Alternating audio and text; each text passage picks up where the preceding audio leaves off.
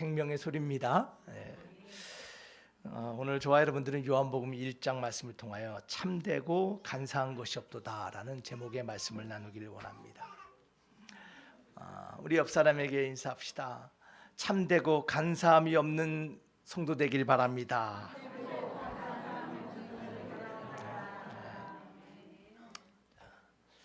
여러분, 20세기 인간의 심리학, 특별히 분석 심리학의 기초를 닦은 사람이 있습니다.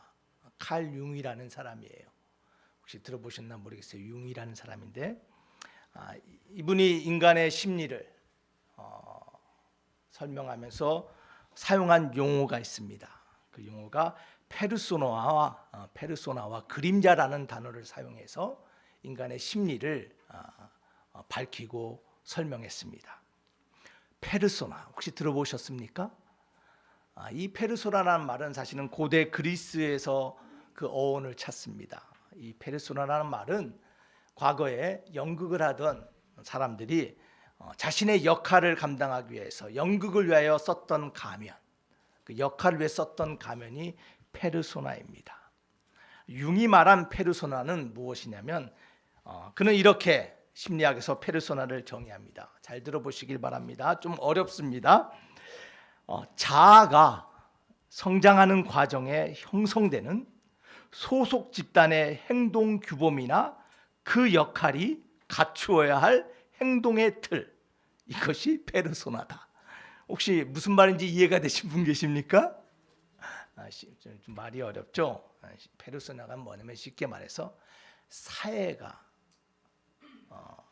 바라보는 기준에 그 역할을 감당하기 위하여 쓰여지는 사회적인 가면, 이게 페르소나예요. 그러니까 세상에 보여지기 위하여 쓰는 가면, 이게 페르소나라는 거예요. 제가 목사님 미국 갔다 오더니 또 어려운 얘기 한다라고 지금 다들 표정이 그런데 본질적인 내 모습이 아니라 사회가, 상대방이, 집단이, 누군가가 기대하는 그 가면. 그래서 누구나 사회에서, 직장에서, 가정에서, 학교에서, 교회에서 이 페르소나라는 가면을 쓰고 살아간다. 종교적인 페르소나의 가면도 있고 사회적인 페르소나의 가면을 쓰고 있다. 융이 이렇게 말했어요. 또 한 가지 그림자는 뭐냐면 이 그림자는 아무도 모르지만 내 안에 있는 나의 본질적인 무의식 속에 존재하는 나의 또 다른 내 모습, 이거를 그림자라고 했습니다. 그래서 사람에게 세상 가운데 보여주는 우리의 모습이 나의 본 모습이 아니라 이 페르소나라는 가면을 쓰고 있고 남들은 보지 못하는 내 안에 무의식 속에 내가 있다. 이것을 누가 말했다고요? 융이 말했어요. 그런데 여러분, 융이 이것을 말하기 전에 2000년 전에 우리 주님은 우리 사람의 본질과 가면 속에 있는 우리의 본 얼굴을 보시는 분이 계셨는데 그분이 누구예요? 바로 우리 예수님이셨어요. 우리 주님은 우리의 본 얼굴과 우리의 본 모습, 우리 속에 깊숙이 감춰져 있는 우리의 참모습을 보시는 주님이심을 믿으시기를 바랍니다. 그래서 본질적인 자아를 보시는 주님, 그 주님의 이야기, 그 주님을 만난 사람의 이야기가 오늘 바로 요한복음 1장 43절과 51절에 기록되어 있는 나다나엘의 이야기예요. 오늘 주인공이 누구라고요? 나다나엘. 예수님은 이 나다나엘을 뭘 보셨다고요? 본질을 보셨어요. 페르소나의 가면 너머에 있는 나다나의 그 본 모습, 아무도 보지 못하는 그 마음의 중심을 누가 보셨다고요? 주님이 보셨어요. 나다나엘이 누구입니까? 여러분, 나다나엘이 누굽니까? 예? 나다나엘이 누구예요? 혹시 아시는 분 계십니까? 나다나엘은 예수님의 제자죠. 12명의 제자 중에 한 명이에요. 오늘 성경 말씀 보니까 나다나엘이 예수님을 만나고 제자가 될 수 있었던 것은 빌립이라는 친구를 통해서 예수님의 제자가 되었어요. 또 성경에서 말하는 나다나엘의 이름이 하나 더 있습니다. 나다나엘의 다른 이름이 무엇일까요? 혹시 아시는 분 계십니까? 아시는 분 계시면 제가 커피 한 잔 쏘겠습니다. 혹시 나다나엘의 다른 이름을 아세요? 바돌로메. 바돌로메. 이 바돌로메는 사실은 이름이 아니에요. 바돌로메란 뜻은 돌로메의 아들이란 뜻이에요. 그래서 바돌로메는 이 나다나엘이 누구의 자녀이고 어느 집안의 사람인지를 말하는 이름 바돌로메, 돌로메의 아들. 그게 바로 나다나엘이에요. 나다나엘은 수많은 이름이 있었고 사회적인 위치가 있었고 사회적인 페르소나 가면이 있었고 세상이 말하는 나다나엘의 평가가 있었어요. 자, 그런데 그게 중요한 것이 아니라 주님이 이 나다나엘을 뭐라고 말씀하시느냐, 나다나엘이 누구라고 정의하셨느냐가 중요하다라는 거예요. 여러분, 우리도 마찬가지예요. 수많은 타이틀이 있어요. 수많은 가면들이 있어요. 남들이 보지 못하는 우리의 감춰진 자아가 있는데 중요한 것은 주님이 우리를 무엇라고 하냐라는 거예요. 오늘 주님께서 나다나엘에게 뭐라고 하고 계십니까? 우리 요한복음 1장 47절 말씀 한번 보겠습니다. 함께 읽겠습니다. 시작. 예수께서 나다나엘이 자기에게 오는 것을 보시고 그를 가르쳐 이르시되 보라, 이는 참으로 이스라엘 사람이라 그 속에 간사한 것이 없도다. 주님이 나다나엘을 뭐라고 말씀하셔요? 예? 참 이스라엘 사람. 그 속에 뭐가 없다고요? 간사한 것이 없는 사람. 여러분, 말이 참되고 간사한 게 없다라고 말했는데요, 영어 성경을 보면 뭐라고 말하냐면 complete integrity란 말을 써요. 인테그리티가 있는 사람. 영어를 또 목사님이 또 쓰시네라고 생각하시는데, 여러분, 참되고 간사함이 없는 사람, 이 한마디로 말해서 성경은 이 모습을 정한 마음의 사람이라고 말해요. 인테그리티, 성결하고 정직하고 깨끗한 그 마음.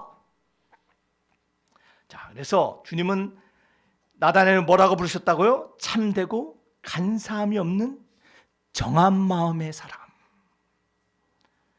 여러분, 정한 마음이 무엇일까? 여러분, 이것이 오늘 우리가 발견하고 깨닫고 사모해야 될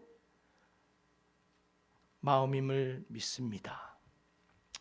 여러분, 정한 마음, 참되고 간사한 게 없는 마음은, 정하다는 말은, 인테그리티라는 말은 완벽한 마음을 말하는 것이 아니에요. 그 누구도 완전할 수 없습니다. 주님이 말한 참된 마음은 어떠한 마음이냐면요, 기꺼이 진리의 말씀을 듣고 기꺼이 변화될 마음, 이것이 정한 마음이에요. 정한 마음이 뭐라고요? 진리의 말씀을 듣고 기꺼이 변화될 마음, 이것이 주님이 말씀하신 정한 마음이에요. 사랑하는 드림교회 성도 여러분, 주님의 제자 되기를 원합니다. 주님의 참 교회 되기를 원합니다. 주님의 사명을 감당하는 주님의 사람 되기를 원합니다. 그러기 위해서는 우리 안에 주님이 인정할 만한 정한 마음이 있어야 되는데, 그 정한 마음은 완벽하고 완전한 마음을 말하는 것이 아니라 주님의 말씀을 들을 때, 진리를 들을 때 기꺼이 그 진리에 반응하여 변화될 마음, 이것이 정한 마음이에요. 사랑하는 드림교회 성도 여러분, 이 정한 마음의 주인공 되시길 주의 이름으로 축원합니다. 여러분, 그래서 시편 51편 10절에 보면요, 시편 기자는 이렇게 고백합니다. 다 함께 읽겠습니다. 시작. 하나님이여, 내 속에 정한 마음을 창조하시고 내 안에 정직한 영을 새롭게 하소서. 여러분, 주님의 참 제자 되기를 원하십니까? 여러분, 참 그리스도인 되기를 원하세요? 그러기 위해서 우리가 드려야 될 매일매일 기도가 있는데, 바로 이 시편 기자의 고백이에요. 주님, 내 안에 정한 마음을 창조하시고 정직한 영을 새롭게 해달라고 매일매일 주님 앞에 기도하며 나아가는 저와 여러분이 되어야 될 줄 믿습니다. 이 정한 마음이 있어야 돼요. 이 인테그리티에, 이 정직한 영이 우리 안에 있을 때 주님의 사람, 주님의 제자, 주님의 역사를 이뤄가는 하나님의 참 교회와 성도가 될 줄 믿습니다. 우리 옆 사람에게 인사합시다. 정한 마음을 사모합시다. 정한 마음을 사모합시다. 그 마음은 참되고 간사함이 없는 마음. 왜 이 정한 마음을 날마다 사모하며 기도해야 됩니까? 여러분, 오늘 이 세 가지를 기억하기를 원합니다. 첫 번째로는요, 이 정한 마음, 순전한 마음을 사모해야 될 이유는 그 마음이 우리의 마음을 열리게 만들어요. 정한 마음은 우리의 마음을 열리게 만드는데 누구에게 열리게 만들어요? 진리의 말씀에 우리의 마음이 움직이게 만들어요. 정한 마음이 있을 때, 기꺼이 말씀을 듣고 반응하는 할 때 저의 마음이 하나님께 움직이며 열리게 될 줄 믿습니다. 여러분, 요한복음 우리 1장 43절과 49절에 보면요, 빌립이 나다나엘을 초청합니다. 나다나엘아, 내가 모세가 율법에서 말하고 선지자들이 말했던 그 메시아를 만났다, 그 구세주를 만났다라고 말합니다. 그러니까 나다나엘이 깜짝 놀랐어요. 그래? 그가 누구냐라고 말해요. 그랬더니 뭐라고 말합니까? 요셉의 아들 나사렛 예수다라고 말해요. 자, 그런데 나다나엘의 반응은 이렇습니다. 아니, 무슨 나사렛에서 선한 것이 나올 수 있느냐? 말도 안 되는 소리 하지 말아라. 예루살렘에서 메시아가 났다면 모르겠는데 나사렛에서 무슨 선한 것이 나오겠냐? 마음이 닫혀 있었어요. 자, 그런데 그가 주님을 만납니다. 주님이 그의 안에 페르소나를 넘어서 그의 본심과 중심을 보시고 너 안에 참되고 간사한 것이 없는 정한 마음이 있는 사람이구나 라고 말할 때 그가 주님의 말씀을 듣고 그 마음이 움직여요.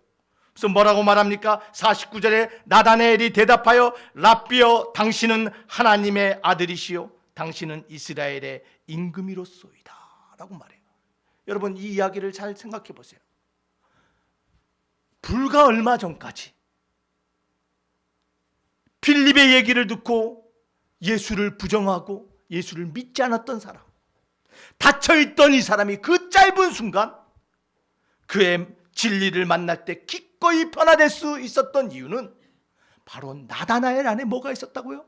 이 정한 마음이 있었기 때문이에요. 주님은 그 정한 마음을 보시고 나다나엘아, 너 안에 정한 마음이 있구나라고 인정하실 때 그 마음이 나다나엘의 마음을 열어서 하나님의 진리를 보게 함을 믿으시기를 바랍니다. 여러분, 주님은요, 나다나엘이 오기 전에 나다나엘을 미리 보셨어요. 나다나엘이 어디 있는 걸 봤다 그래요? 에? 무화과 나무 아래 앉아있는 것을 보셨대요. 여러분, 나다나엘이 깜짝 놀랐어요.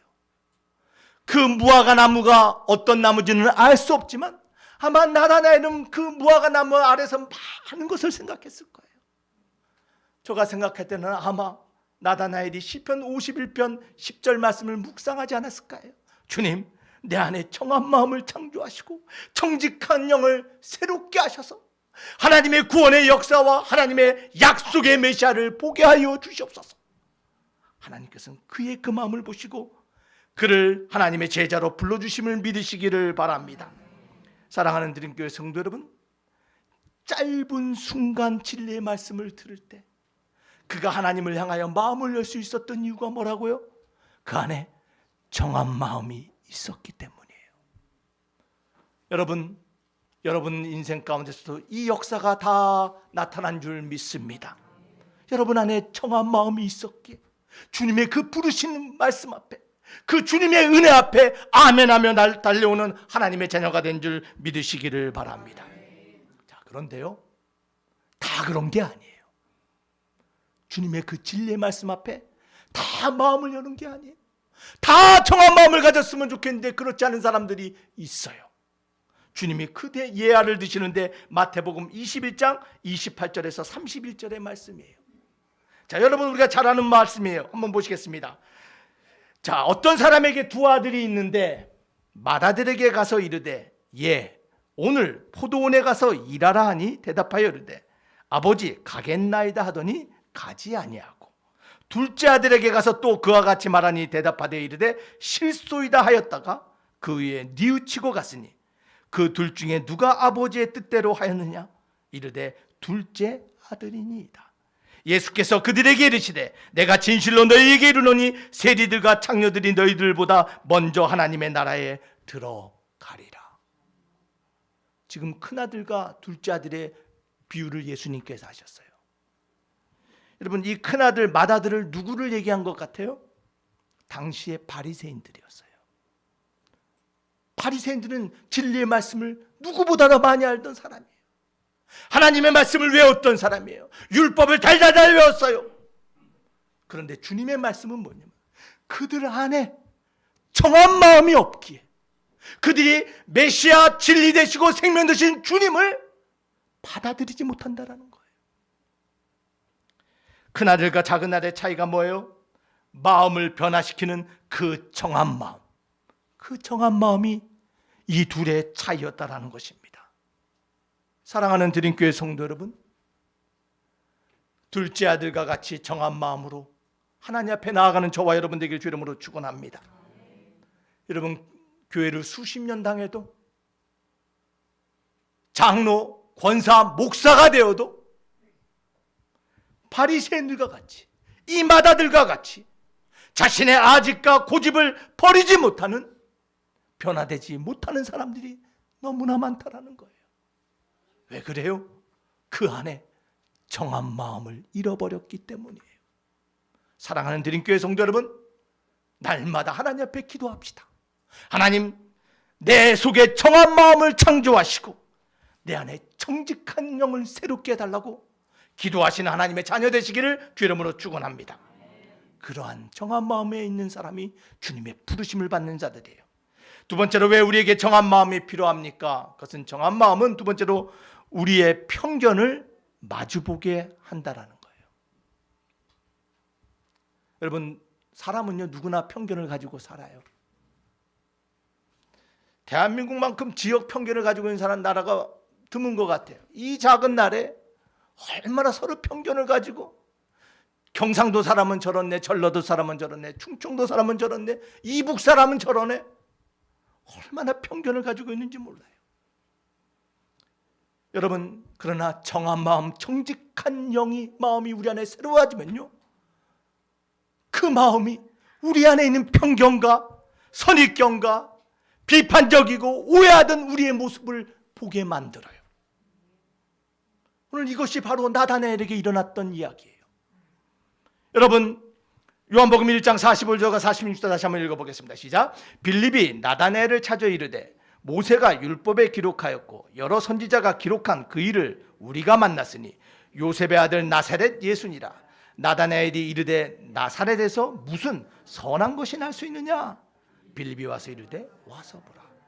자, 나다나엘은 나사렛에서는 선한 선지자가 날 수 없다라는 선입견을 가지고 있었던 사람이에요. 여러분, 왜 그랬을까요? 지도를 한번 볼까요? 잠깐 지도를 한번 볼게요. 자, 나사렛이 어디 있습니까? 지도를 조금 켜줄 수 있어요? 자, 예루살렘이 어디 있습니까? 밑에 있죠. 유대. 당시에는 유대와 사마리아와 그 위에 북이스라엘이 있었어요. 유대가. 자, 나사렛이 어디 있어요? 네? 사마리아 위에 나사렛이 있었어요. 사마리아와 마주하고 있는 동네. 사마리아는 이스라엘 사람들이 밟기도 싫어했던 지역이 사마리아예요. 근데 그곳에 가까이 있던 사람들이 누구예요? 나사렛이에요. 자, 그런데 나다나엘의 고향이 어딘지 아세요? 나다나엘 고향이 어딜 것 같아요? 여러분, 혹시 맞히신 분에게 제가 커피 한 잔 더. 나다나엘 고향은 어디냐면요, 그 바로 윗동네 어디? 가나예요. 가나나 나사렛이나 똑같은 촌동네예요. 똑같이 멸시받고 똑같이 배척당하고 똑같이 무시당하던 지역, 그 북부 지역의 사람들, 그 사람들이 오늘 나다나엘 그리고 나사렛 예수였어요. 여러분, 그런데요, 참 슬프게도요, 도토리 키댄다 하듯이 꼭 같이 어려운 사람들을 비난해요. 이해하고 품어주고 안아주면 얼마나 좋아요. 똑같이 못 배웠는데, 아이고 쟤는요 국민학교도 못 나왔어요. 나는 중학교라도 나왔죠. 똑같이 없는 사람들이요, 더 없는 사람을 비판해요. 그게 바로 나다나엘이 보여주는 모습이었어요. 나다나엘이 아마 몰랐을 거예요. 자신의 안에 그런 편견과 그런 선입견이 있는지 몰랐을 거예요.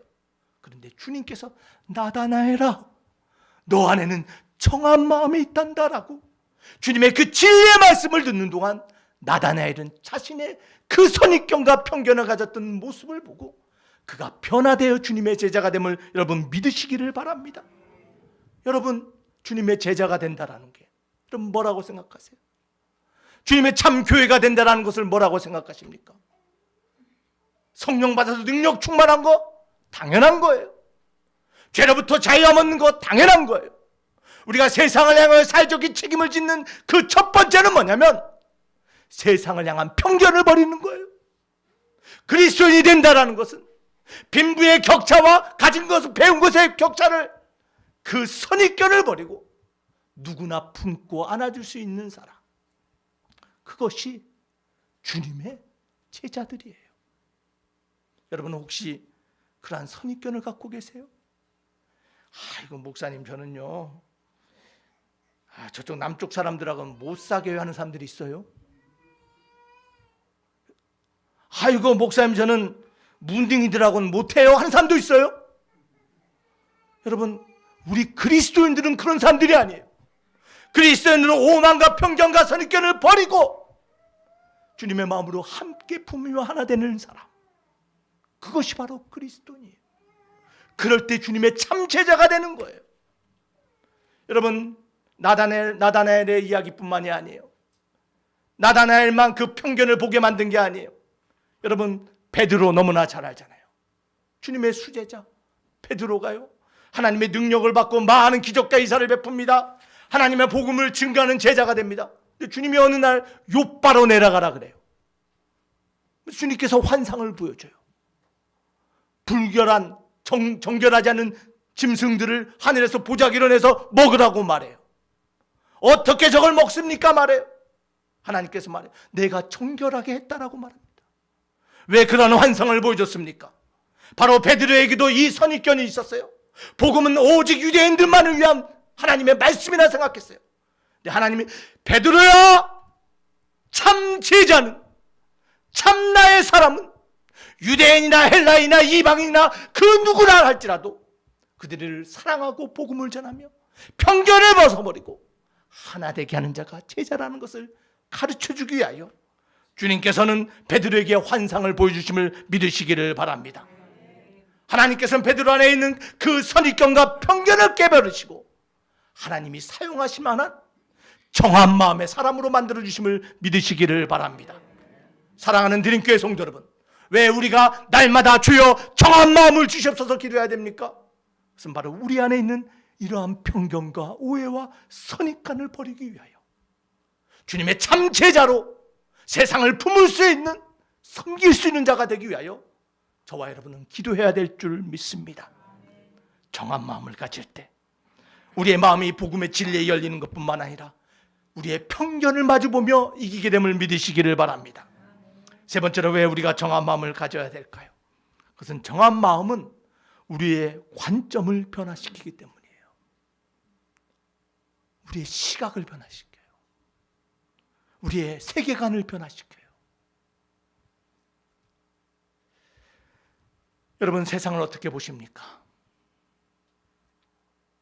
세상을 보는 관점이 없었습니까?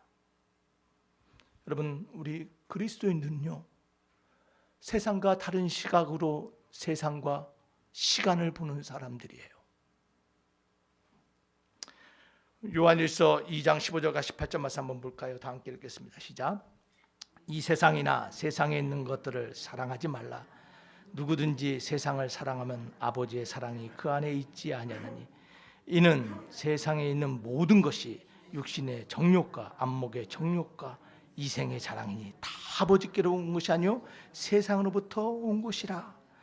이 세상도 정욕도 지나가되 오직 하나님의 뜻을 행하는 자는 영원히 거하거니와. 아이들아, 지금은 마지막 때라. 적그리스도가 오리라는 말을 너희가 들은 것과 같이 지금도 많은 적그리스도가 일어났으니 그러므로 우리가 마지막 때인 줄 아노라.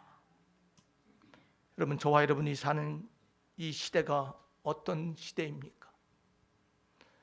지금 이 때를 어떤 때로 보고 계십니까? 여러분, 저는 세대주의자는 아닙니다. 시간 타임탭으로 움직여서 맞춰서 움직이는 역사관을 갖지는 않았지만 저는 여러분 앞에 성경을 명확하게 성경의 말씀을 증거하고자 합니다. 여러분, 우리는 마지막 시대를 살고 있는 자들이에요. 여러분, 우리 주님 다시 오심을 믿으십니까? 주님 다시 오심을 믿으십니까? 여러분, 우리는 그 마지막 때 주님의 재림을 믿고 바라보며 기대하며 사는 사람들이에요. 저의 이야기가 아니에요. 주님의 말씀이에요. 성경의 이야기예요.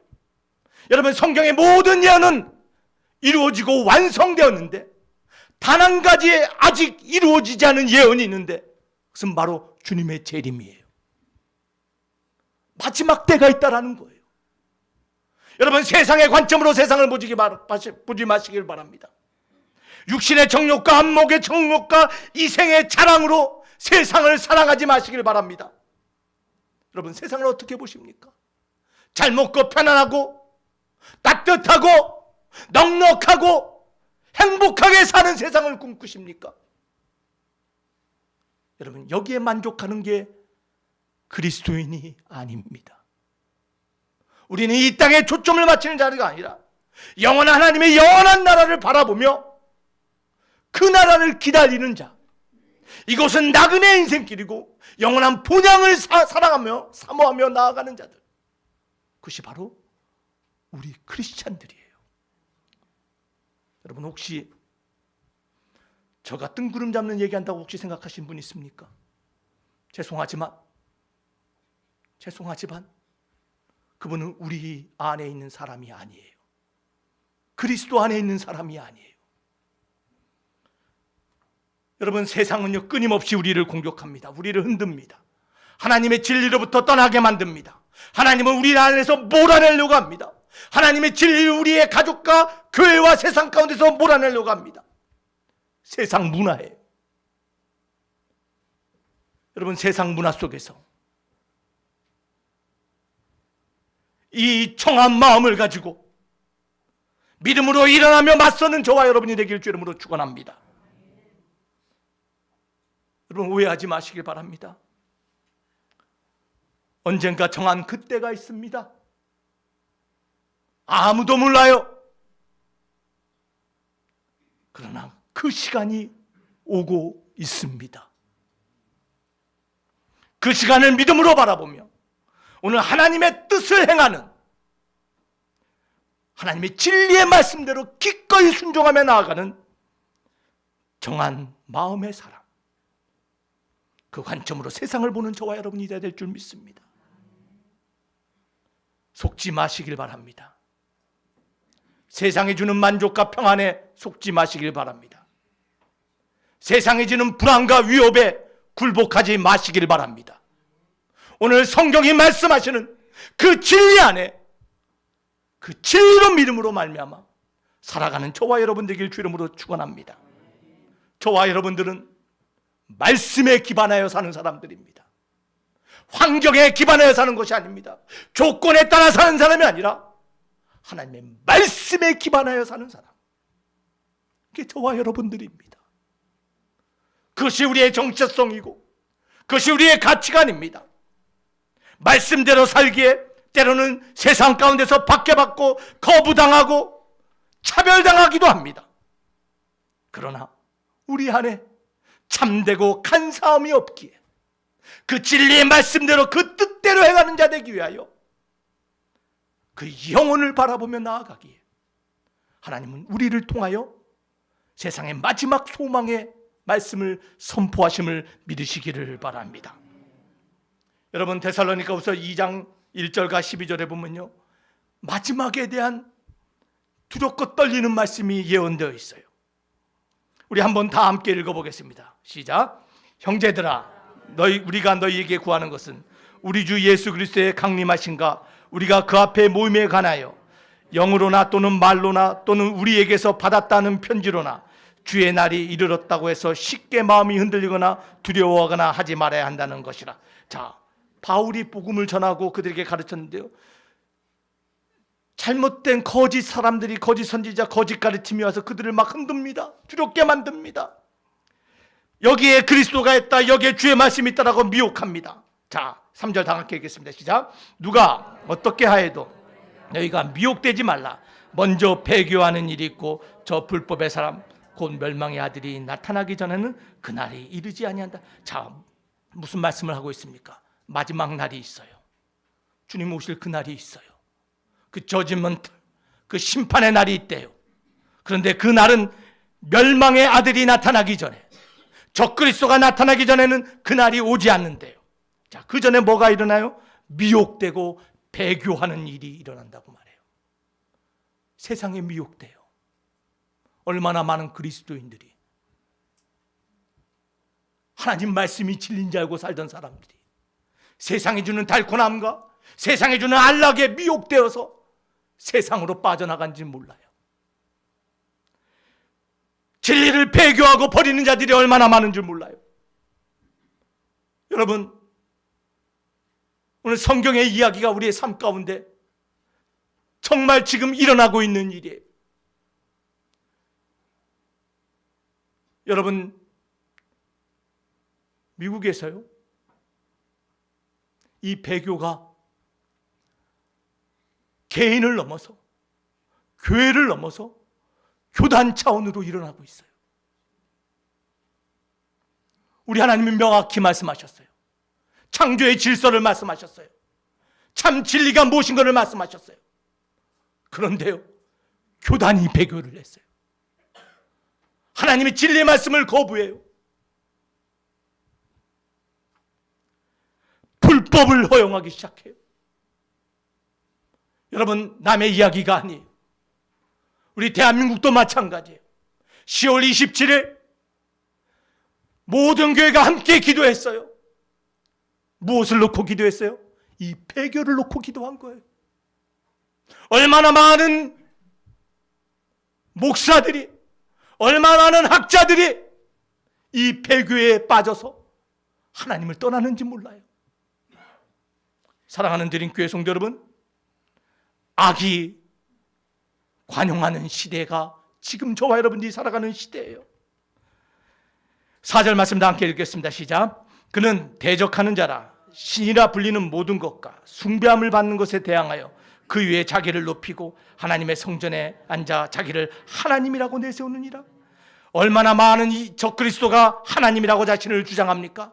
대한민국만큼 메시아 하나님이 많은 나라도 없습니다. 수많은 적그리스도가 일어납니다. 다 5절 이어서 내가 너희와 함께 있을 때 이 일을 너희에게 말한 것을 기억하지 못하느냐. 너희는 지금 그로 하여금 그의 때에 나타나게 하려 막는 것이 있는 것을 아나니 불법의 비밀이 이미 활동하였으나 지금은 그것을 막는 자가 있어 그 중에서 옮겨질 때까지 하리라. 그때 불법한 자가 나타나리니 주 예수께서 그 입의 기운으로 그를 죽이시고 강림하여 나타나심으로 패하시리라.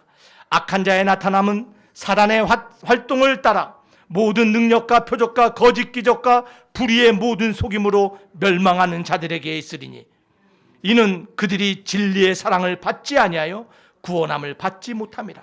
이러므로 하나님이 미혹의 역사를 그들에게 보내사 거짓 것을 믿게 하심은 진리를 믿지 않고 불의를 좋아하는 모든 자들로 하여금 심판을 받게 하려 하심이라. 마지막에 하나님의 심판이 선포되어 있어요. 여러분, 세상은 악의 세력이 있습니다. 사단의 역사가 있습니다. 끊임없이 하나님의 진리를 혼탁하게 만듭니다. 믿음의 사람을, 교회를 배교하고 타락하게 만듭니다. 진리로부터 떠나게 만듭니다. 악한 자가 나타나서 기적과 능력을 보입니다. 그러나 이 모든 것이 멸망으로 끝난다고 말하고 있습니다.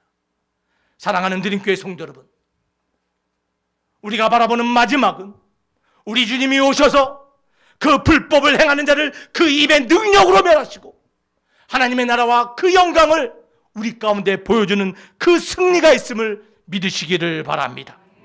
우리는 그 주님을 바라보며 이 불법의 세대에 여러분 굴복하지 마시고 믿음으로 일어나 이 시대 가운데 하나님이 원하시고 사용하실 정한 마음의 사람으로 세상 가운데 던져지는, 사용되는 저와 여러분 되길 주 이름으로 축원합니다.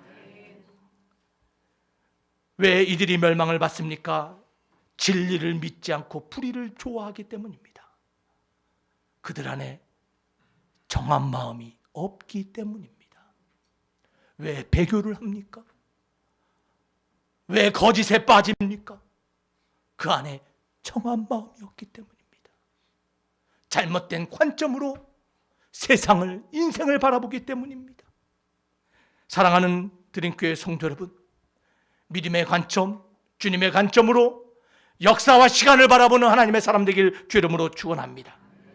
여러분, 세상은 세상이 말하는 것처럼 가지 않습니다. 악이 이 세상을 지배하고 있습니다. 사단의 역사가 있습니다.